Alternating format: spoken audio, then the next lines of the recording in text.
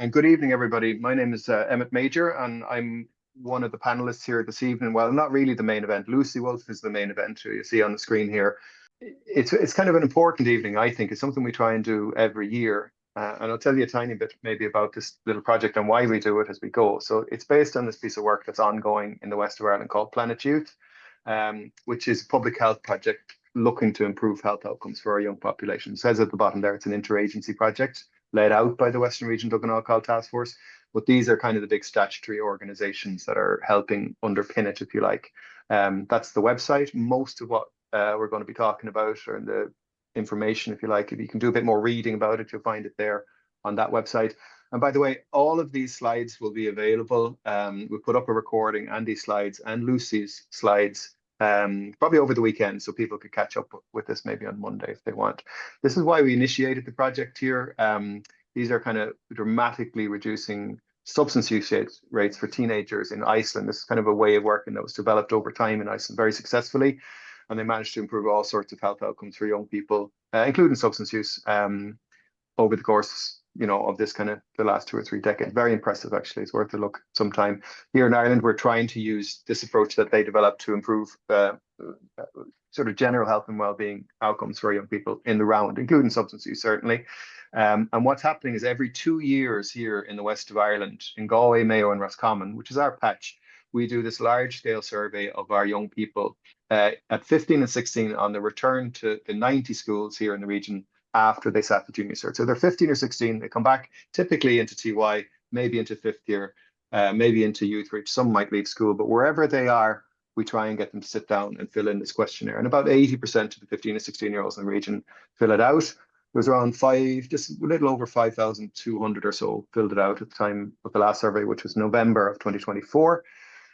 And it gives us a very detailed look at their lives. So we can see all about their lives in their round, in terms of life at home, life in school, life online, hobbies and sports, and mental health, sexual health, substance use. It's all asked about in quite a lot of detail. Initially, it was kind of a paper-based survey, but it's moved online since then. And really, this is what we're trying to find out and work with. So what's going on in the lives of our young people that we can improve, or what are the risk and protective factors we can bring some influence to bear? And they all tend to fall into those big areas you'll see on the screen. So life at home, parents and family, life in school, life in their peer group, what are they doing in their spare time? And if you can make some small changes in these areas, it can add up to an overall big effect, which is a bit like what happened in Iceland, right? So these are the kids who sit the survey, 15 and 16-year-olds, but it's not really about them per se. It's more about the young people coming behind. So we do a big bit of work with our incoming first-year parents in the region and also our incoming junior infant parents in the region. There's loads of information on the website, and you can see here there'd be kind of detailed, very detailed, in fact, county reports or municipal reports for the city, for the county, for Mayo, for Roscommon. We actually can write reports down to town or local level. And then there's a lot of information that we give for use in our schools, individual school reports, teaching websites. You'll see one here talking, returns kind of data for use in the classroom. We have a very useful school transition website there that's used in the region. Well, actually nationally, I suppose. And this is all around helping kids with the move from 6th class into 1st year.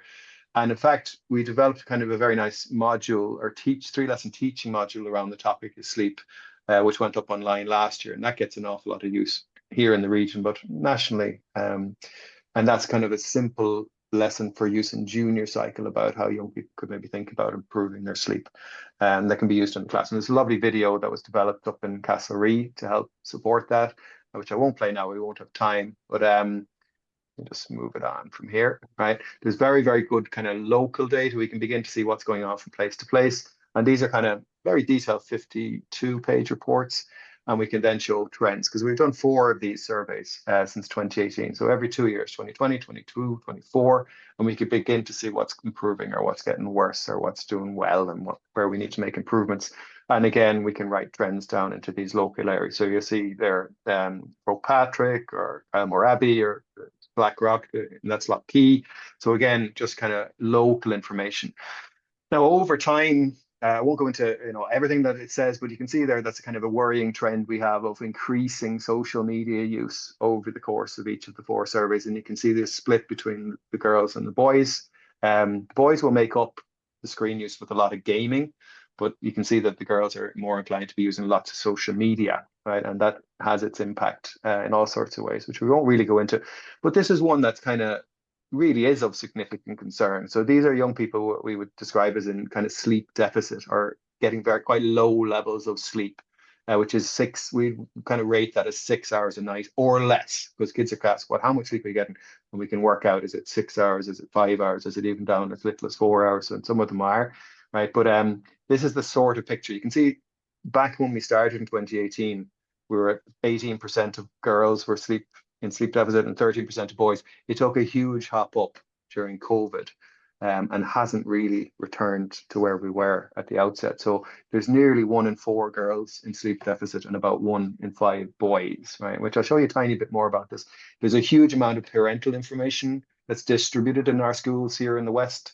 We do a guideline booklet for incoming junior infant parents, and for one for the incoming first year parents, and there's around 6,500, 7,000 of those go out across the region here every September, October, and into November. We're actually working on the junior infant one just at the moment, and the office very much looks like that kind of chaos for a few months at the start of the school year. So I won't go into the junior infant booklet, but there is one that goes out and that's currently worked on. And then we have this one, which is actually, if you want to click on the QR code or kind of scan the QR code beside me, that will give a link to this little booklet if you want to download it as a PDF. So we send that out, and we send out the kind of fridge magnet or fridge sticker there beside it, which has some guidelines around kind of, things to aim at, what really it's kind of a good times to be aiming at for bedtime. If you want to try and get a good night of sleep, you need to be kind of aiming for that kind of stuff. Talks a tiny bit about the project, the importance of good communication. We are extremely good here in Ireland at all of the parenting metrics. So we ask about life at home and parental supervision, caring and warmth. Parents know where you are at the weekend and who you're with, and all that kind of stuff is asked about. And we're extremely, extremely good here in Ireland. In fact, we've been improving with each survey. So there's no issues there whatsoever. All they're really trying to get at is that communication, really important as kids getting older through secondary school, right? Talks about the importance of keeping them going in hobbies and sports, which is a big part of the success in Iceland, was this big investment into extracurricular for young people, keeping them busy, doing things that interested them, and creating almost things, a kind of landscape where there's lots of things for them to do. So that's something we're working on here, trying to improve. Talks a bit about the scene around kind of smoking, vaping, nicotine, that kind of stuff, cannabis. We can see here it talks about alcohol, which is kind of our big problem with our young population. A lot of binge drinking in our young population, which isn't good. And it just kind of talks about how parental attitude is really important here. And to defer and try and push out as best we can. So the kids are asked about that actually. How would your parents feel about you using cannabis, smoking cigarettes, vaping, getting drunk, right?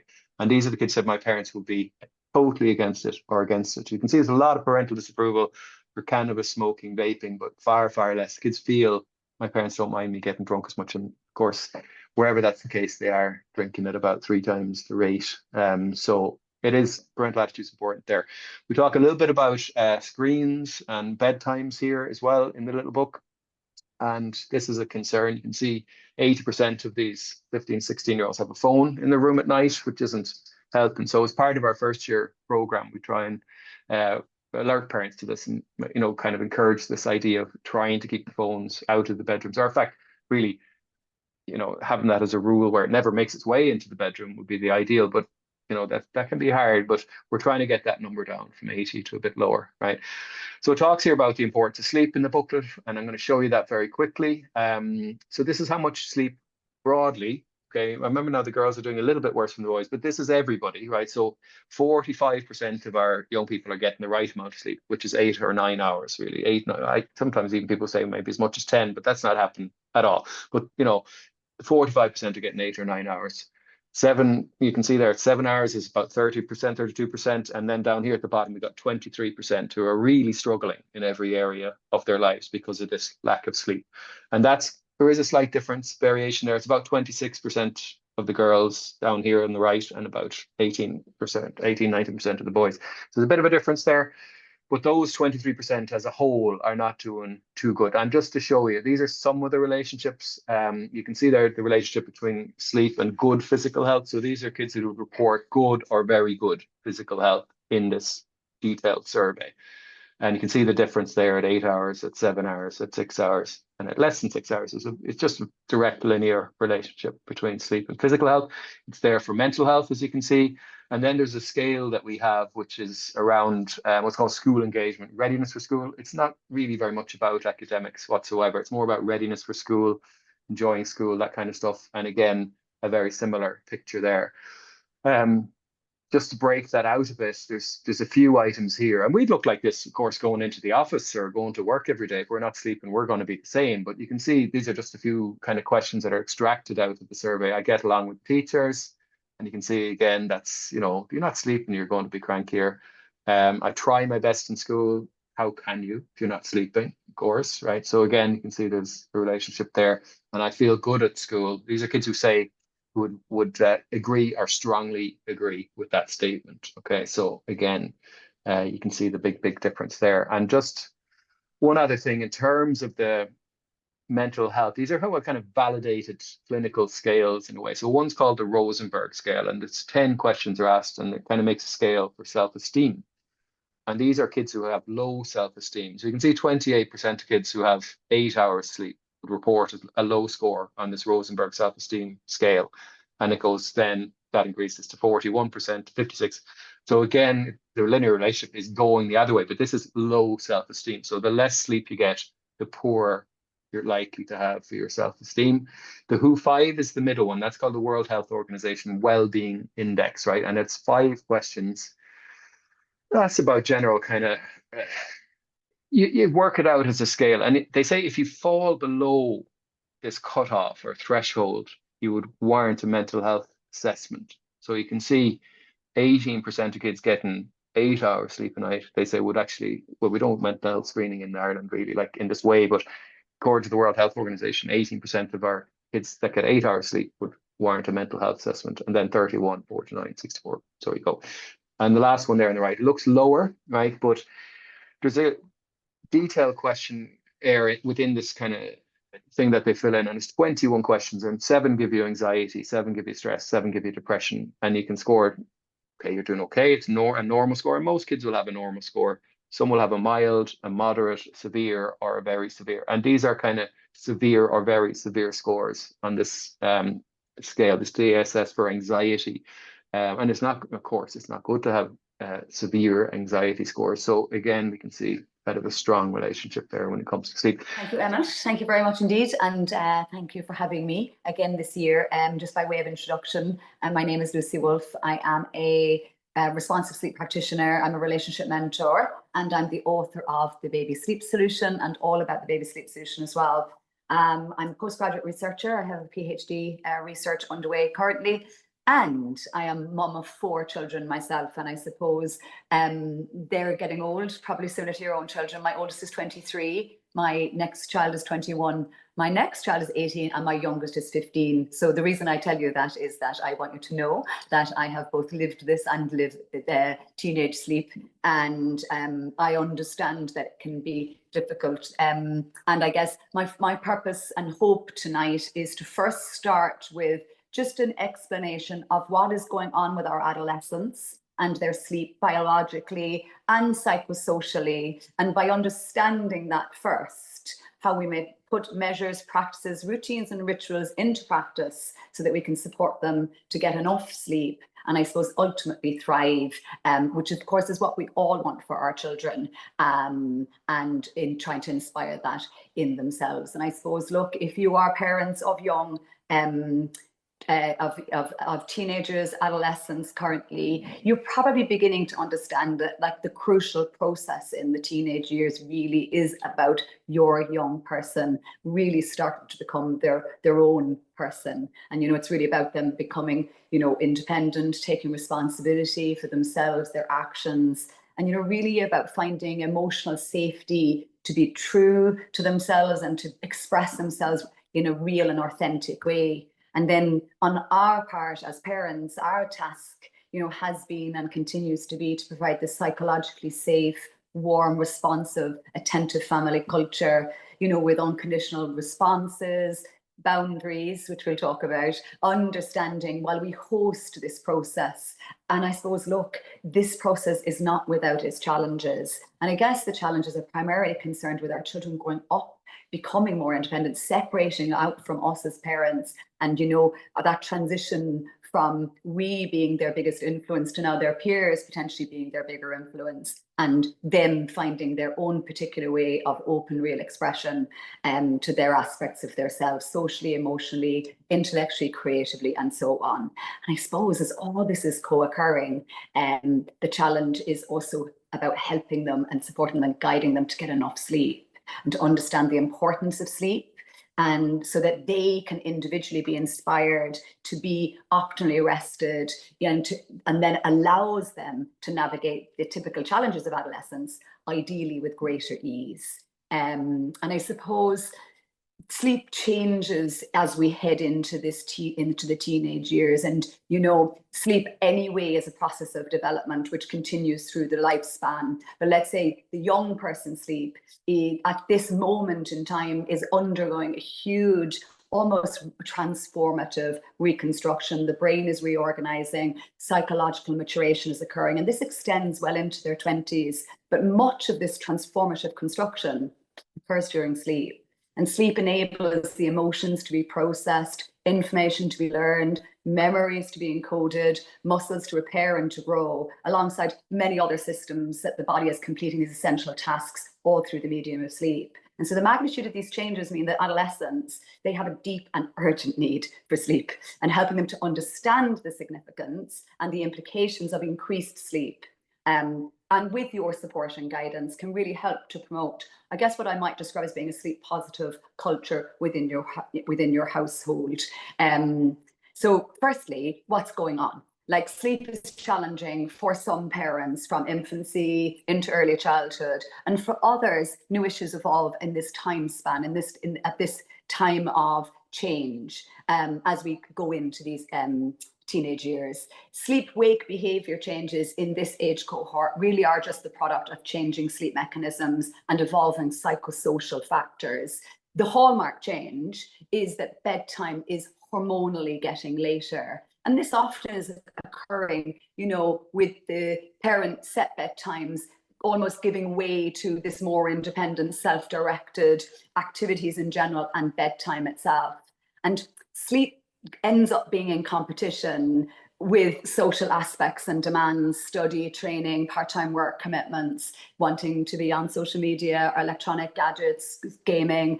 And I suppose all these things weighed up together, they contribute to this late onset of sleep that then stimulate difficulties with maintaining sleep, and then, of course, getting up in the morning. And it can be a big source of strain and stress for everybody involved. Like, sleep is multifactorial. It's physiological, it's psychological, it's environmental, it's behavioral, it's social, it's cultural.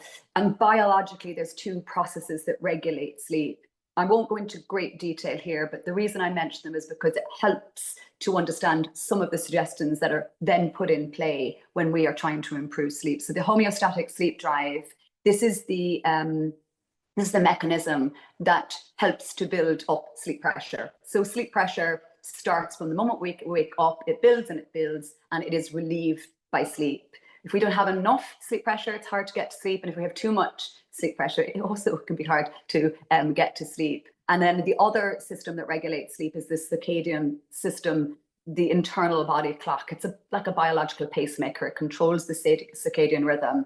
It sends messages. It's influenced by internal mechanisms and external mechanisms. So what I mean by that is light, dark, eating schedules, exercise, uptime, downtime, and I suppose naturally occurring within the body as bedtime approaches, you know, our body temperature starts to drop, the levels of melatonin rise, and this can help us to get to sleep with ease. And basically, it's the alignment of these two processes that predict how easily you get to sleep and whether you manage to maintain sleep, and obviously how well you are staying awake during the day. And I suppose the ideal balance between these two systems is generally challenged in these years because both the processes have developmental changes behavioral and social demands also alter the balance. So it's a lot of things that we're contending with when we're trying to help our young people to sleep better and to kind of get invested in that. So Emmet's already just mentioned about how much sleep our children need. Somewhere between 8 to 10 hours. I suppose I generally say 8.5 is kind of adequate. 9, 10 is probably optimal. But also I would always frame that by saying that every individual person will have a unique sleep need. And I guess our key is to really support the sleep profile so that it can be the best that it can be, and then they can function optimally rather. I guess you probably don't need me to tell you, but too little sleep, you know, does impact mood, behavior, concentration, learning, has an impact on weight gain, and otherwise there is a relationship between, you know, conflict, depression, and anxiety. And I suppose when we are helping our young people buy in and invest in their own sleep profiles, I probably always go on the positive aspect, you know, so the right amount of sleep, what is that going to lead to? And, you know, positive outlook, sharper focus, good energy, you know, longer capacity at concentrating, more motivation, weight stabilization, stronger immune response. And I suppose if we can sort of start to maybe help our children understand that sleep is a big driving force to how they think and feel and how they experience their world, and focusing on the positive aspects as opposed to the negative aspects. And, you know, also I think it's helpful with our young people that maybe we identify key areas of interest to them to help motivate them. So, you know, academia, sports, image, and link that to the importance of sleep. Because this isn't your solo journey. This is a collaboration. It's a co-creation now between you and your young person. So I think that our children in general are really interested in, you know, living good, healthy and lives. And I suppose one of our jobs is to keep providing that context so that we can help this to occur. So we have these biological factors. We've got their emerging chronotype, which just is the description of, you know, the type of sleeper we are ultimately going to be. You probably are familiar with terms like night owls and larks, people who are inclined to want to stay up late and sleep late and get up early. Teenagers in general would have a night owl preference, just with the way they are hormonally programmed at this moment in time. But everything that's going on for them, their environment, their activity, their food, their drink choices, and the example that we are showing them all influence their sleep tendency. And of course, their peers have a massive influence on all of their aspects of themselves. Fear of missing out, fear of not feeling like they belong, all has this big impact on how they are experiencing not just their sleep, but their world in general. So I suppose what we will do is start actually not necessarily with bedtime, but actually start with the wake time. So that sleep circadian system that I mentioned briefly is a powerful influence on their sleep. And I suppose regularity and the sleep circadian system, they go very well together. So sleep loves regularity, it loves regular wake times, and it loves corresponding regular bedtimes. Now, bedtime for a teenager can be hard to find, but a wake time is generally motivated and driven by the time they have to get up in the morning time in order to be able to get ready, get out the door and go to school. And I suppose it's the wake time really that I would put a lot of emphasis on. And I would put emphasis on it in a few different ways. Firstly, it is the starting point. So having a regular wake time, exposing themselves to bright, natural light and movement first thing, and having the same wake time nearly every day. And of course, there is sometimes a preference to try and sleep in later on a weekend. And whilst I wouldn't rule that out entirely, we can have variation of maybe not more than 1 to 2 hours. But if your young person is struggling significantly with getting to sleep at bedtime, then maintaining a regular sleep schedule for 3 to 4 weeks first can be a really good point, so that we stop contributing to what we often describe as being like a social jet lag, where we're having a different wake time on the weekend, and then come Sunday night when we're supposed to go to bed at an earlier time, that's harder and harder to find. So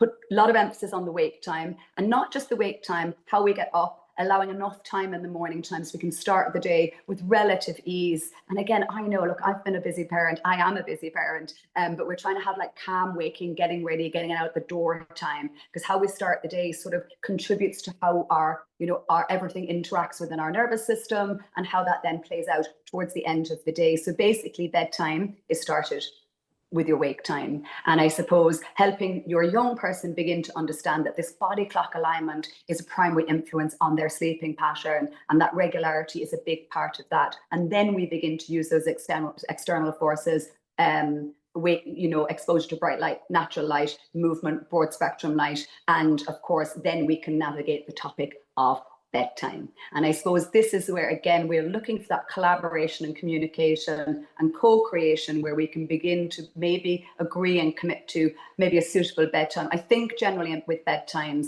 what we need to do is reverse engineering, which is basically what time do we need to be awake at every day in the most part. So for school or college, and work our way back to how do we begin to get possibly the least amount of sleep, which is 8 hours. So we're looking for 8 to 10, but again, even if we aim for 8 or 9, so doing the backward math on that. And then I suppose just a couple of things to mention around the wake up time. For those of us whose children struggle to wake up in the morning, sometimes a morning light alarm clock is a good way to help naturally wake them up.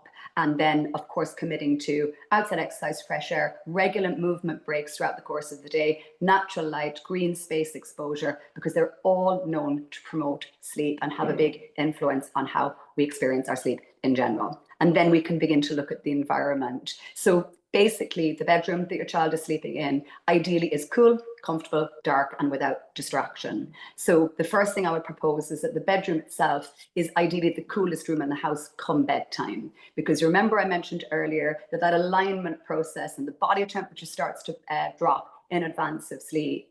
And so that can be further supported by the bedroom temperature itself being on the lower side. So again, once you go into the bedroom temperature is lower, helps further to promote the body temperature dropping, which helps initiate that production of the sleep hormone and the chemicals and cocktails all involved with helping sleep come with greater ease. And I suppose blackout blinds, curtains, avoiding hall lights, bathroom lights, and if you're using a night light, not in the eye line, like light and sleep, they don't go great together. We're looking for dark and dim to send the right message to the brain. Again, if there's brightness for whatever reason, an eye mask can be a helpful aid. We try to avoid loud and sudden noises, distractions. White noise can be a suitable barrier if you've got a busy household to begin to protect the sleeper. And then, of course, the bedroom itself, ideally uncluttered, cleaned regularly and vacuumed regularly. And look, if you came here, the children's bedrooms are not always like that. So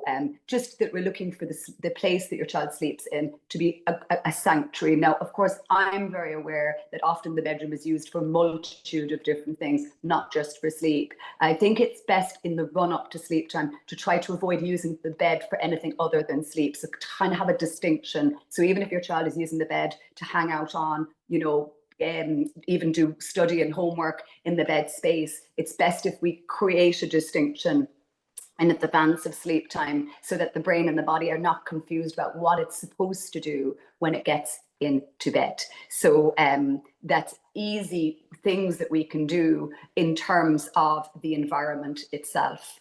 And then, of course, we can look at the relationship that we have with food and drink. So these are these external influences that are having an impact. So we're supporting them to eat and drink at the same times every day, back to that regularity, because of course we are regulating the internal body clock. This will help promote the external cues and the signals that help to support better sleep. So always try to encourage breakfast, regulates the blood sugar levels, helps to kickstart the metabolism. And of course, I'd be super mindful of caffeinated products, alcohol, high sugar, hidden sugar, refined carbohydrates, nicotine, because they all act as a stimulant that impact our sleep onset, our sleep maintenance, and of course our sleep totals as well. Caffeine, for example, which you will find not just into your coffee, but in those energy drinks as well, takes 3 to 7 hours to eliminate from the system. And again, the brain needs to clean the toxins for the caffeine to be eliminated. And of course, it can have a difficulty with us getting to sleep and staying asleep. So best avoid it completely, but of course, specifically in the afternoon from maybe 2:30 p.m. onwards, as best as possible. Similarly, although we will love eating meals, regular times, avoiding heavy meals 2 to 3 hours before bedtime. Digestion and sleep. Well, digestion creates heat, and heat and sleep don't go great together. So avoiding heavy meals 2 to 3 hours before bedtime, but of course not going to bed hungry. Consider, sleep promoting light supper. There's a cluster of different foods that can actually have sleep promoting qualities, such as the banana, wholemeal, oatmeal, dairy, honey, sun nut seeds, all have sleep promoting qualities, which just means they send the right message to the brain. And again, they can help deliver the onset of sleep with greater ease. So, of course, the big issue for sleep and our young people in general is probably the boundary of the relationship between electronic media and screens. And it is a real tough area for us. But firstly, we know in general that screen time, overuse of electronic media has a delaying impact. It stimulates the waking part of the brain and can make it hard to both get to sleep and stay asleep, and may also impact the quality of your child's sleep as well. So I suppose as a first line of defense, when possible, we try and avoid electronics, videos or screens in the bedroom, or at the very least have an agreed to be turned off by a certain time. In general, we would try to avoid screen and electronic media use an hour or more before bedtime. And I suppose this is a challenge where we maybe try and set a loving boundary around this. Open conversation, communication, us setting an example are all part of that, so that it's no good us asking our children to turn off their screens and their electronic media and not maybe doing similarly ourselves. But also, when we begin to take aspects away, we probably need to replace that activity with another activity. And I suppose this is where we perhaps start to look at lending things and creating buffer zones that will help us to promote a sleep-friendly culture within the household. So once we begin to take and put a boundary about what time, gadgets go off, where do they live at sleep time or close to bedtime, I guess what then has to happen is that we look at, a calm and a relaxing parent-child connection time, and that this almost begins your bedtime routine. Preparing for bedtime, especially when sleep is challenging within the household, is ideally probably begun about an hour to an hour and a half before the agreed bedtime. So the allocated lights out time, which sometimes sounds like it's such a long lead-in time, but because modern life has had such an impact on how we experience our world, we're always on light, overhead lights, the screens are all stimulating the waking parts of our brain. And we need to create a buffer zone so that we slowly bring the sleep ship into harbour, if that makes any sense to you. So we might look at about 30 minutes to 1 hour of relaxing activities that can be both family orientated or singularly operated outside of the bedroom, but then complemented by maybe 20 or 30 minutes in the bedroom itself before lights out. So you're almost creating a pathway to lights out, and you are having a run up to that.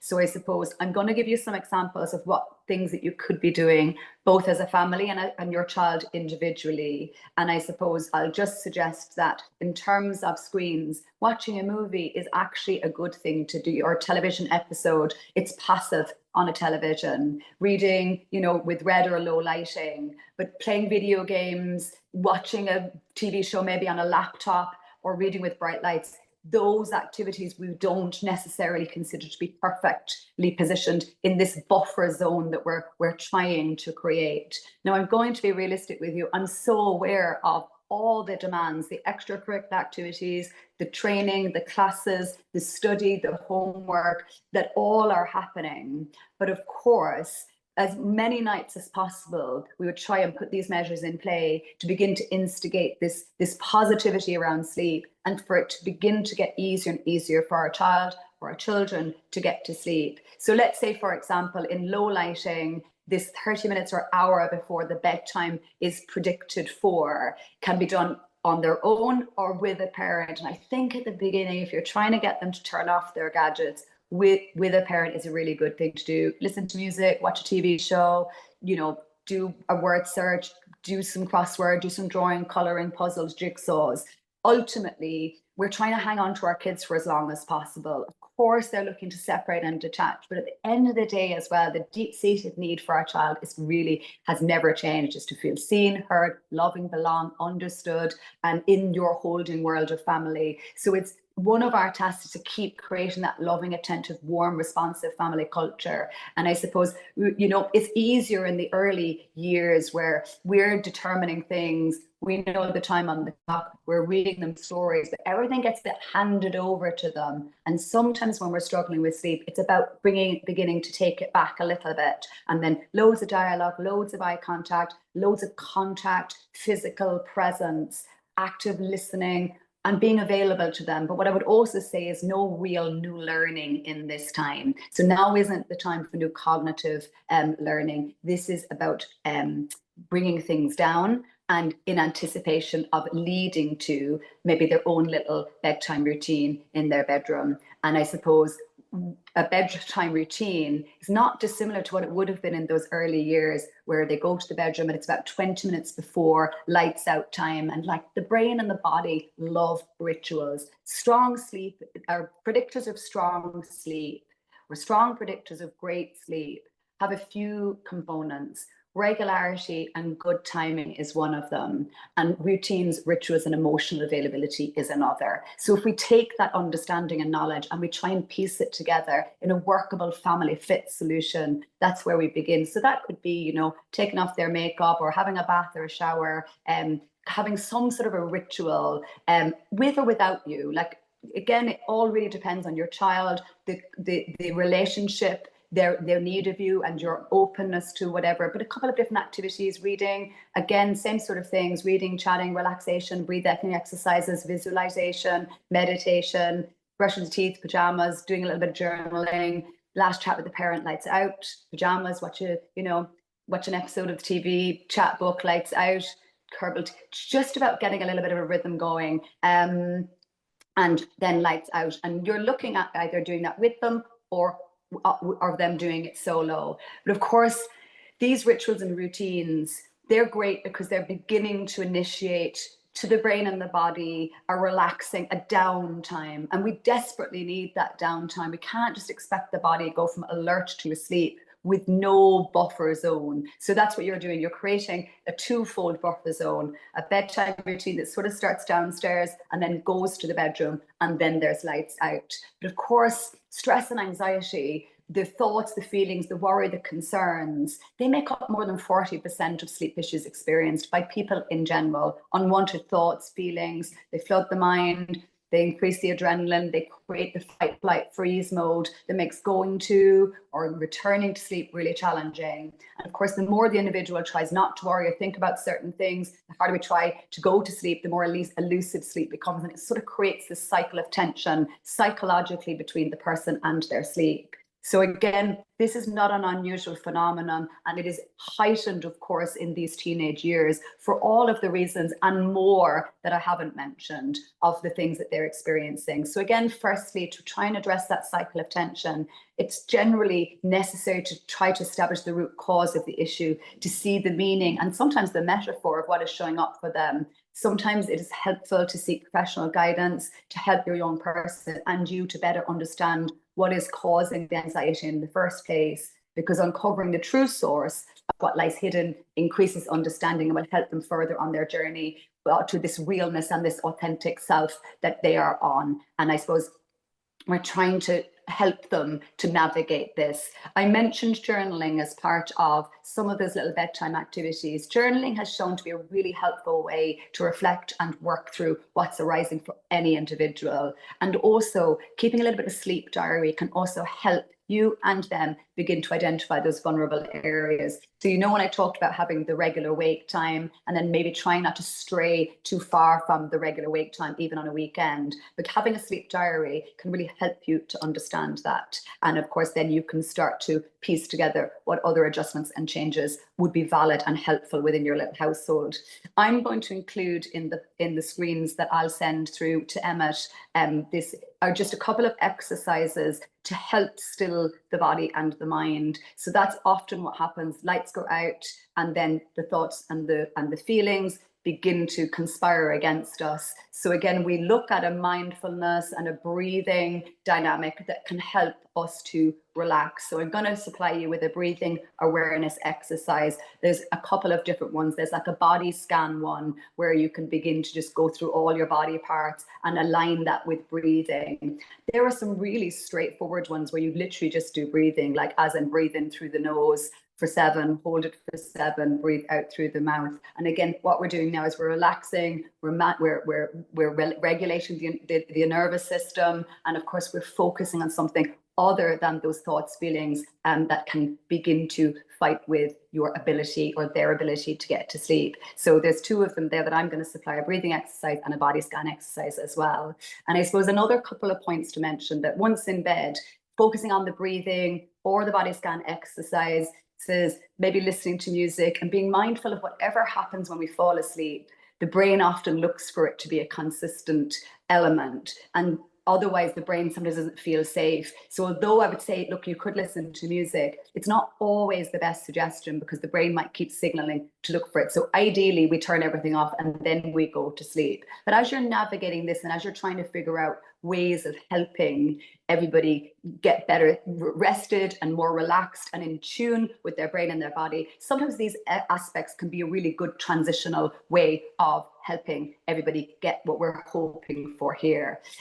Obviously helping them if they wake up, trying to avoid to get up and doing something. There has always been a little bit of a school of thought that if you can't get back to sleep within X amount of time, get up, go and do something. I'm not really inclined to make that recommendation on the provision that I would understand that the body resting is better than a body moving, and that by getting up and going off and doing something, although there can be merit in that, sometimes that you train the brain and the body to do that. And again, if you need to go to the loo, you know, trying to do so with lights low and being as less interruptive as possible, and mostly not worrying about not going back to sleep, which could be a really hard thing to do. But rest if you can't sleep. Maybe go back and read something, go back to listening to something, go back to those exercises, the breathing exercises, and those mindfulness techniques, and not focusing on the amounts of sleep, or what time you need to be up at, and what you're not getting, and just allowing your body and your brain to be relaxed and not in this fight or flight mode response. There are obviously some natural suggestions that help to support sleep, rest, and relaxation. Swapping out, you know, any of the caffeinated products for herbal teas, you know, magnesium spray from the health food shop, Epsom salt bath, essential oils, like anything natural, chamomile, lavender, camphor, vetiver, chamomile, in a diffuser, in a candle, a body lotion. We're looking for natural as opposed to any synthetic materials. Just really trying to go on the more natural side of you know, products and anything else that you're considering to use. And then I suppose it comes back to our task, isn't it? How can we assist this process? I think our big thing is to model the behavior too, that if we want our young children to prioritize sleep, that we are seen to be doing similarly. And of course, we are also seen to be practicing similar, you know, guidance levels, like phones in bedrooms or screens off by a certain time. And I suppose, look, we are there in our unconditional loving place. Our job is to have that open communication that help our young people to come to their own decisions with our support, that we're actively listening with our mind, our body, our heart, and our soul without interruption, and being present and open to their opinions, value and respect their opinions. So that if we go back to that whole idea of the main but obviously we're on it. And at this massive time of transformation and construction, if you like, that's what they are seeking from us. So we believe in them, show them, help them, find ways of us getting to know them now in this transformative state, and, you know, really supporting them in that, being present at key times, morning time, meal times, bedtimes. And these aspects are critical to the developing a really strong sense of self in our children. And I suppose we're looking to always create those natural opportunities for engagement and support. I'm well aware that initiating change is hard in any household.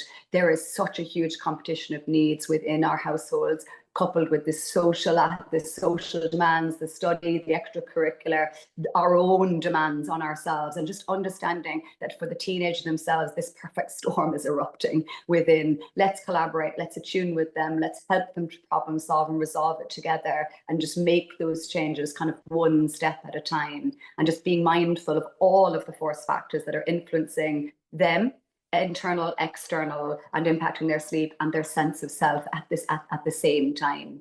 So Emmet mentioned there that I'm open to questions, which I am. So I'm going to open the floor to questions. I think Emmet has already discussed the different avenues for which you can raise questions with me, and I'll be delighted to share some insights to an individual situation that might be coming up for you in your little household.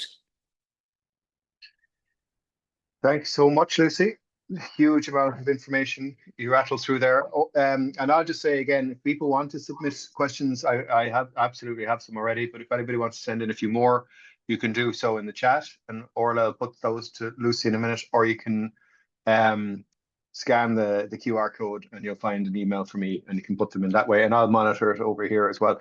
Just quickly before we start, Lucy, I just want to share my screen again, because there was a question came in saying, am I sharing the right screen?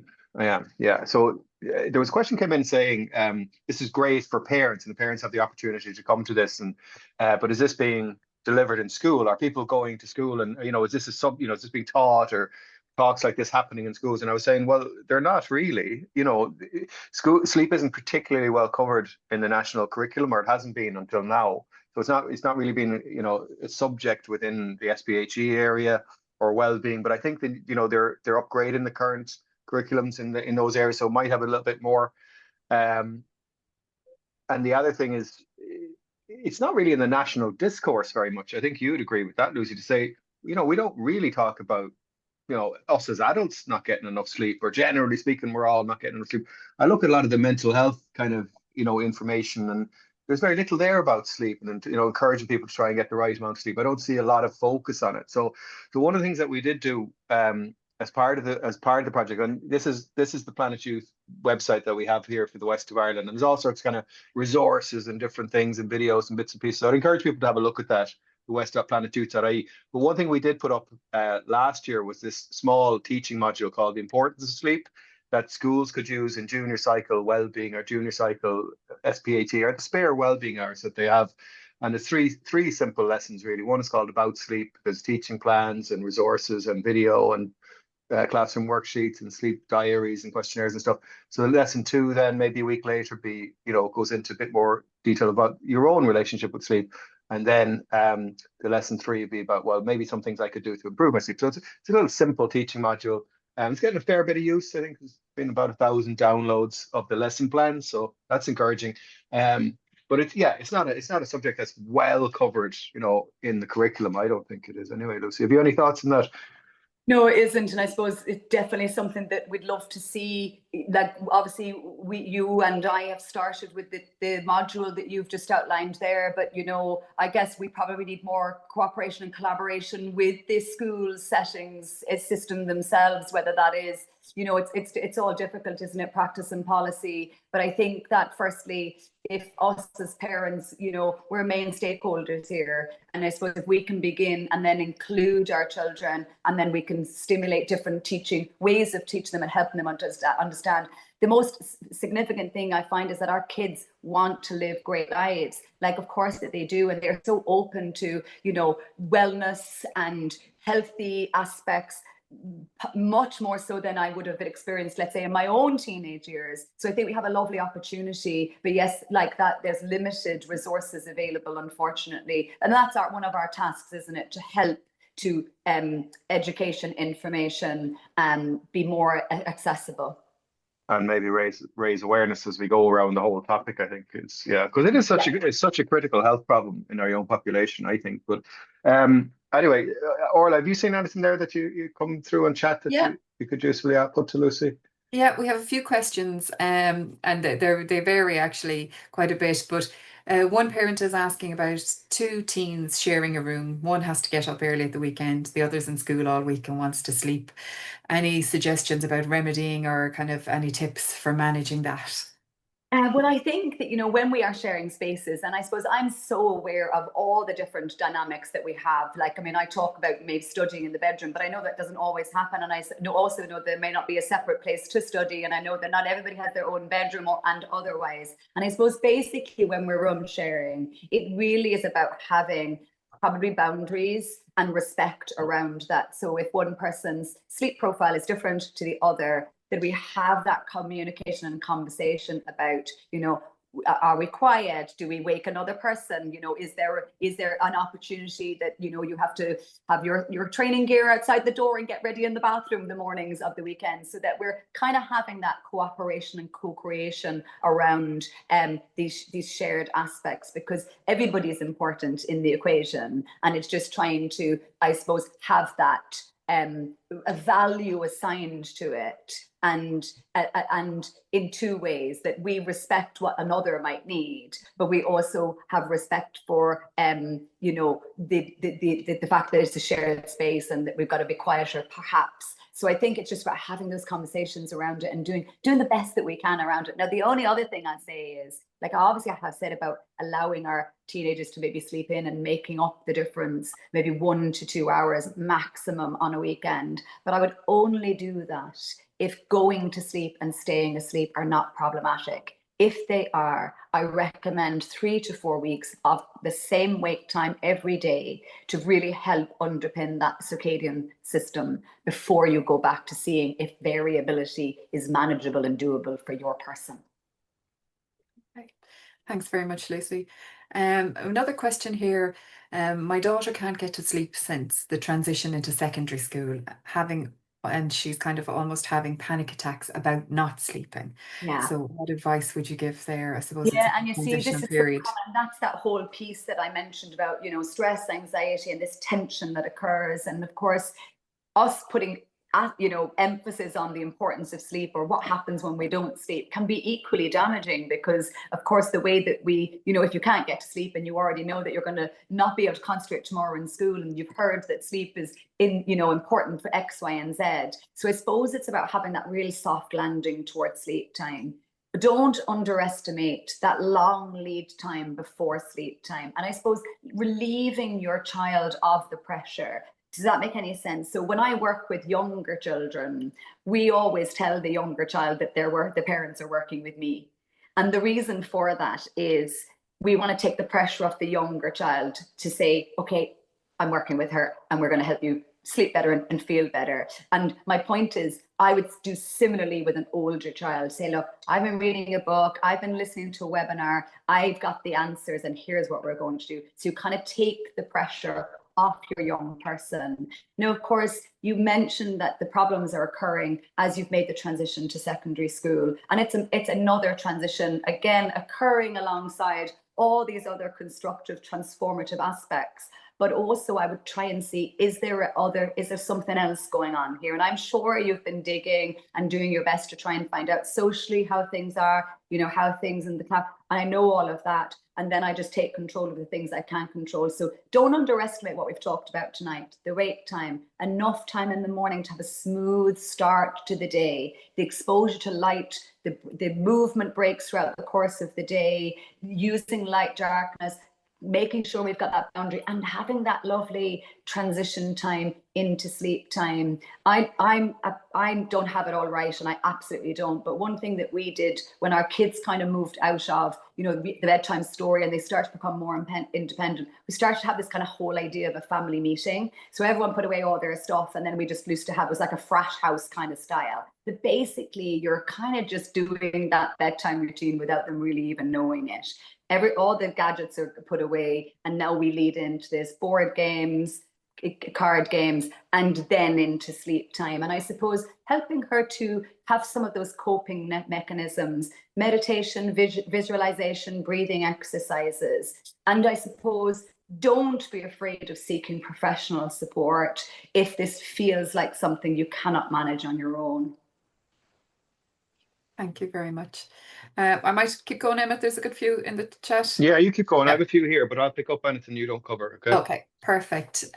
Lucy, do you have any advice for neurodivergent teens, ADHD, ASD, which cause a lot of challenges around sleep for parents? I know, and I think themselves. really what I'd love to do at some point is that we would do a whole webinar really dedicated to the neurodivergent child. And I suppose at this moment in time, I haven't got stuff ready for that, if that makes any sense to you. And I always want to prioritize and privilege the individual. That said, I also start with all the fundamentals of sleep principles, regardless of, you know, diagnosis or otherwise. So I always start with the fundamentals, and then I funnel to begin to match the sensory profile and the individual needs of the child a little bit further. But I think ultimately what I'd like to do, and Emmet, we'll have a chat about it, is maybe that we would dedicate a full webinar to that at a later point in time. Well, I'd certainly be game. I think that's Yes. a good idea. You know, I think there's been that's been picked up in a few other areas too, Orla. It Maybe it has was something we this could week, be, yeah. we could be thinking about, doing specific couple of bits, because I have a few questions that came in that line as well. Would you keep going? And Yeah. I'll pick out the ones I think that are, you know, we can usefully cover when you're finished, Orla. Okay. One of the things is bearing in mind your recommendation, Lucy, for keeping the bedroom on the cooler side. What are your thoughts on electric blankets in wintertime? So a little bit different. You see, it depends. It's very individual, isn't it? So I suppose let us just first say the body temperature drops for sleep to come. Does that make any sense? So the body temperature drops, the sleep hormone rises, and that little cocktail, along with a few other hormonal and chemical interactions, help us to get to sleep with ease. If we're hot, potentially, with that cocktail doesn't come and sleep is elusive. Does that make any sense to you? So I suppose I'll kind of turn that question on its head and say, if sleep is unproblematic, perfect. Use the electric blanket, have the hot water bottle, etc. But if sleep is problematic, what we try to do is heat up to cool down. Does that make any sense to you? So have your hot water bottle as part of your downstairs ritual. Leave the hot water bottle, go upstairs to the cooler room, and then begin to get to sleep. The other part, it's a little bit contradictory. So sleep likes the cool for the sleep to come, but the body likes comfort and snugness. Does that make any sense to you? So I suppose we're trying to counteract that balance. And of course, that balance starts to become very individual. So obviously, you know, the whole idea of having a bath, having a shower is all about bringing up the body temperature, so the body temperature can come down and co-occur with this cocktail of hormones that's happening. So I suppose it's just a little bit of exploration. Can you have the blanket and still get to sleep with ease? Is it serving you? Does that make sense to you? Or are you just finding it really hard to either get to sleep or stay asleep because you're too hot? And I suppose if it is, I start to strip it back. Yeah, absolutely. Okay, thank you very much. Question around napping. Daughter comes in from school exhausted and has a nap. So just your thoughts on that. Yeah, so again, there's a few schools of thought on that. And again, I would always kind of bring this back to the individual. I would suggest that in general, and if we look at sleep, you know, the history of sleep even and how it's evolved over time. Sleep was never in one phase. Sleep was in two phases and different shifts and things like that. However, napping and then not being able to go to sleep, that doesn't make sense. So if we nap and we can still go to sleep with ease and maintain our nighttime sleep, that's a really good way of getting enough sleep. Okay, it's a really good way of keeping the body rested. However, napping, and then that meaning that the sleep pressure that we talked about, remember the balloon blowing up and then needing to be relieved by sleep. If the nap has relieved that pressure in such a way that we can't now get to sleep, then the nap needs to come out. And then sometimes what you need is an earlier bedtime instead of the nap, so that you're not counterbalancing and that the nap isn't there because I didn't get enough sleep last night. So can you hear it's a tricky balance? And of course, it's individual. Again, there are different schools of thought with the nap. For example, shouldn't be more than 40, 45 minutes, shouldn't be later than 2:30 p.m. In general, what we need is about 16 hours of awake time before we can go to sleep with relative ease. Some people can tolerate a nap and still go to bed. Some people cannot tolerate the nap. And that's that little tightrope walk that you would need to do. Okay, thanks very much. One here from a mum. Her daughter is sleeping in her bed for the last 3 to 4 weeks because she's saying she can't get to sleep on her own. She gets stressed and teary at the thoughts of sleeping on her own and is worried she won't sleep. So the mum is asking, should she be letting her sleep with her and wait out this phase, or should she try to get her into her own room? She's 12 years old. Yeah, and I suppose, look, it's like, firstly, the what's just happening right now is probably just symptomatic of something else, you know. So this need to be close to the parent, not wanting to be on her own. Look, it's not unusual this time of year that I start to hear a lot of this. We've just had Halloween, we had a time change, it's dark in the evening times. And again, that's just a very simple way of saying, okay, maybe that's part of it, but there could be something bigger here. I guess I'm firstly interested in trying to understand, why is she feeling this way? So all behavior is communication. Everything that she's doing, saying, thinking and feeling is relevant to her and indicates something. This is us now as master decoders trying to figure out what might it be for that particular, you know, our particular child. So I suppose beginning to understand that, and then it may well be the absolute correct thing momentarily to just allow that bed sharing dynamic to occur. Okay, the problem with that possibly is that it becomes habitual, and then the child only wants to sleep in the parent's bed. And that's only a problem if it's a problem in your house. Does that make any sense to you? So everyone's going to be sleeping in lots of different ways: solitary sleep, bed sharing, with a parent, not with a parent. We want to look at what does the family want as a unit. Does that make any sense to you? So the first step, if you were looking to maybe help divert her back into her own bedroom and sleeping solo, I might put the parent in with her. So I might begin a room reversal where, you know, she's had 4 weeks in the parent's bed.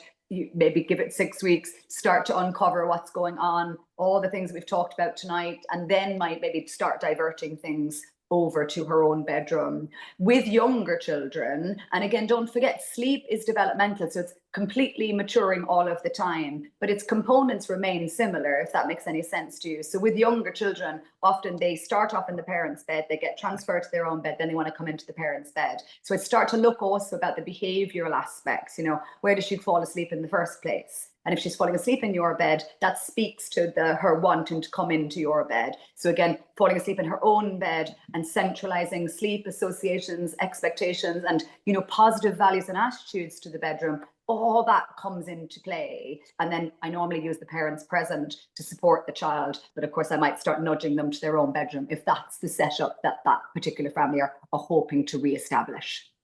Okay, thanks, Lucy. And there's a number of comments saying they'd be really interested in an event specifically on sleep for children who are neurodivergent. So I think there's definitely interest there. Just want to hear, and I'll hand over to you, Emma. Then there are some others, but dealing with noise. A child who can't sleep due to noise from a neighbour, a dog next door, and any tips for, it's nothing they can impact on, but the child just can't sleep because of that noise. What would be your tips? And you see, the thing is, like, you know, when we talked about the environment, you heard cool, comfortable, dark, without distraction. And of course, that doesn't occur for all of us. You know, it's hard to get that with noisy neighbor, dog barking, older children. And I suppose anything that interrupts our sleep will interrupt our children's sleep. So sudden noises, loud noises. And of course, one of our tasks is to see, can we create a buffer zone? So the white noise that I briefly mentioned is one of the best buffer zones. So basically white noise, you can download apps, you can have a white noise machine. The purpose of it is that, in theory, the brain only hears the white noise. So when it's transitioning through its natural sleep phases, coming up to the surface, it only hears the white noise, and then it buffers out the sudden noises, if that makes any sense to you, and theoretically is helpful in that regard, and may not be. It depends on the age of this child as well. Like if they were in the,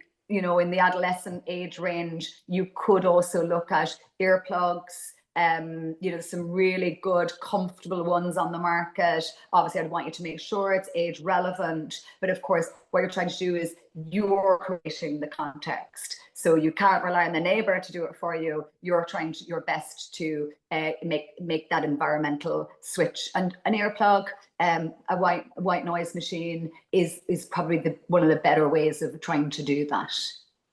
Okay, thanks. One final one, sorry, Emmet. Somebody's asked around the difference between, you mentioned about watching TV and the screens on TV versus the laptop. So they're just inquiring about that again. Is it not the same technology, or yes? It's, if you think about, where do we have the laptop?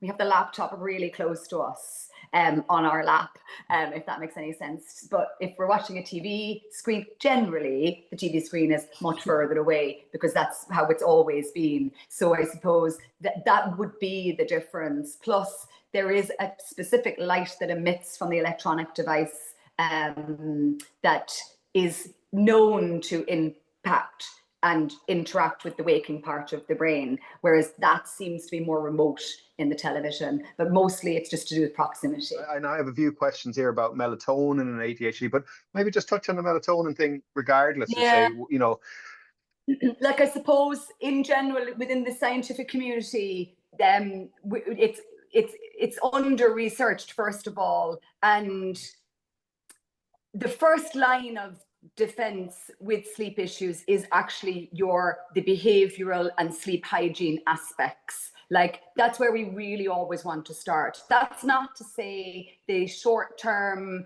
medications melatonin isn't a medication necessarily. Like, it's a naturally occurring hormone, okay? And I suppose then it's a supplement that you'd be taking. There's lots of different discourse in the scientific community around it. As a practitioner, I am not in that world, it's outside of my scope of practice. But I guess in short, sometimes something like that can be helpful to regulate and establish some sleeping patterns. But what I would want to stress, nothing beats addressing the environmental, the behavioral, the emotional, and the behavioral aspects of sleep issues, rather than the sticking band. And sometimes that's what something like melatonin might be. And I would just, I guess, would always create space for something that might help, but always then rely on what we know to be the most effective means of supporting sleep in general. Thanks, Lucy. Here's one I'm a bit guilty of. What would you say about, like, reading to the point of falling asleep? Or should you put the book down and then, you know, devote your time to fall asleep? You know what I mean? There's a distinction there, isn't it? I think, you know, we all develop our own sort of idiosyncratic ways of getting there. So you've just disclosed, Emmet, you read to the point. I read to the point of sleep. I have a Kindle that turns itself off. I read, I know I'm just about to fall asleep. I slip it under the pillow and I go to sleep. Okay, so it works. I go to sleep, I stay asleep. Okay, so I think it's about developing, you know, what works for. The problem is when things aren't working, then we start to get very forensic to say, okay, that might not be helping you. What are you reading? What, you know, up to what time? What light is being used? And then really trying to explore it. In the main, I'd be so supportive pretty much anything that helps you both get to sleep and maintain sleep, provided it is doing that, if that makes any sense to you. It does. Now, here's a parent with a night owl, right? I think, right? But you can tell me your thoughts. The 16-year-old daughter has always had problems getting to sleep since we got her to give up sucking her thumb at age 6, right? We've tried mindfulness, rescue remedy, body scan. She could still be awake 11:30 and unable to get to sleep. Her phone is downtime from 9:30, and she's very active with sports and eats well. So it sounds like they're doing and trying everything, unsure what to do next.